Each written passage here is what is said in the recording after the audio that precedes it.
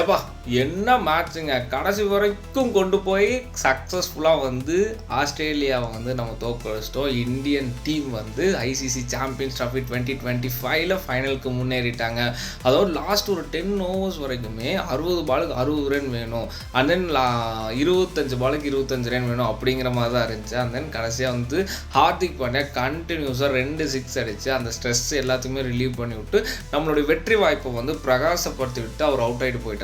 அதுக்கப்புறம் வந்து மோஸ்ட்லி இந்த ஜடேஜா அண்ட் தென் கேஎல் ராகுல் வந்து சக்ஸஸ்ஃபுல்லாக கேஎல் ராகுல் 6 அடித்து வந்து வின் பண்ண வச்சுட்டாரு. அண்ட் தென் ஒரு 10 பால் கிட்ட வந்து நம்மளுக்கு மிச்சமே இருந்தது.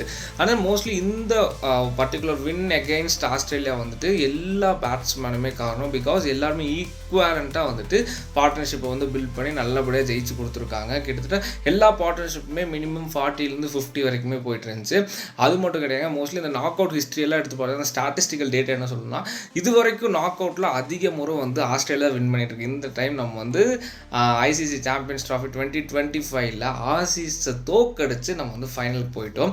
அதன் உங்களுடைய ப்ரெடிக்ஷன் என்னவாக இருக்கும்? நம்ம ஆஸ்திரேலியா வந்து சக்ஸஸ்ஃபுல்லாக வந்து செமிஃபைனலில் தோக்கடிச்சு நம்ம ஃபைனல் போயிட்டோம். பட் ஃபைனலில் நம்ம நியூசிலாந்து கூட மோதுமா இல்லை சவுத் ஆஃப்ரிக்கா கூட மோதுமா?